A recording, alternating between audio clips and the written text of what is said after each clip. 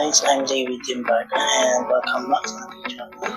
So sa video na ito, pag-uusapan natin ay ang principle of design.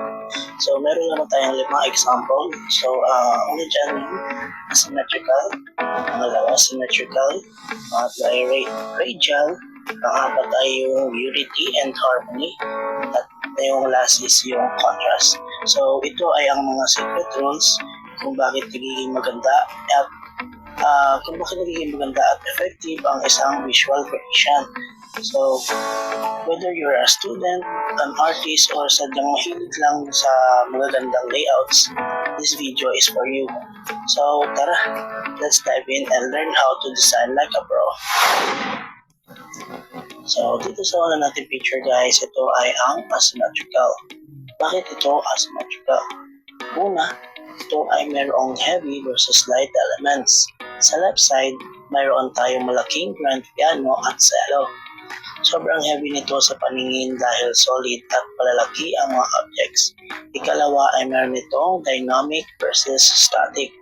Para mabalance yung mabigat na piano, ilagay natin sa right side ang isang ballerina at mga glowing music notes. Kahit mas maliit ang ballerina, ang kanyang pose at ang energy ng mga lumilipad na notes ay nagbibigay ng sapat na visual interest para mahila ang attention mo pabalik sa kanan. Ikatlo ay meron itong contrast of space. Ang kaliwa ay crowded, habang ang kanan ay mas malawak at medyo madilim. Pero dahil glowing ang mga elements sa kanan, nagagawa nitong tapatan ang mabigat na mga gamit sa kaliwa.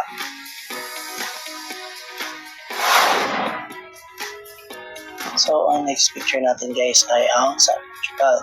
So, sa image na ito, makikita natin ang isang orchestra sa isang eleganteng silid. Ito ay isang perfectong halimbawa ng symmetrical balance dahil ito ay may central axis. Ang grand piano sa gitna ay nagsisilbing central axis or the imaginary line na naghahati sa composition. Ikalawa, ito ay merong mirror image.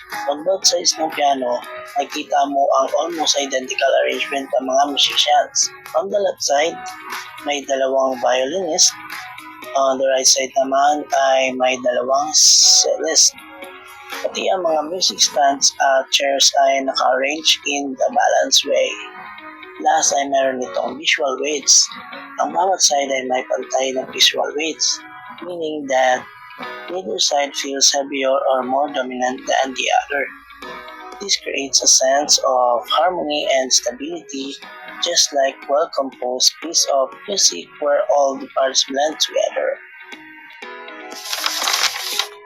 Ang third picture natin guys ay ang radial balance. So, dito meron itong central point.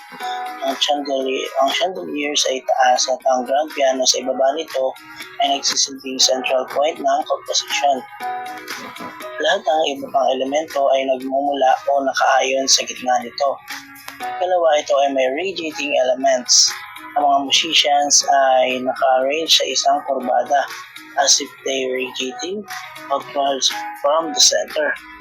Kahit hindi sila perfectong bilog, ang kanilang position ay lumilikha ng isang pakiramdam na parang umiikot sila sa central point. Ang ika-apat na picture natin guys ay ang unity and harmony. Sa larawang ito, makikita natin ang iba't ibang instrumentong pangmusika. Bagamat magkakaiba sila, ang kanilang pagsama-sama ay lumilikha ng isang buo at kalugod-lugod na komposisyon tulad ng isang orkestra.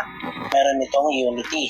Ibig sabihin nito, lahat ng elements ay nagkakaugnay at sama-sama para bumuo ng isang buo at kompletong ideya. Sa musika, kahit iba-iba ang tunog ng bawat instrumento, nagtutugma sila o nagsasama-sama sila upang makabuo ng isang kanta. Meron din itong harmony. Ito naman ay ang kaaya-ayang relasyon ng mga elements. Kapag may harmonya, maganda pakinggan o tingnan ang pagsasama-sama ng mga ito. Sa musika, ang pagtutugma ng iba't ibang tono at ritmo ay lumilikha ng pleasing sound. So, ang last picture natin ay ang contrast.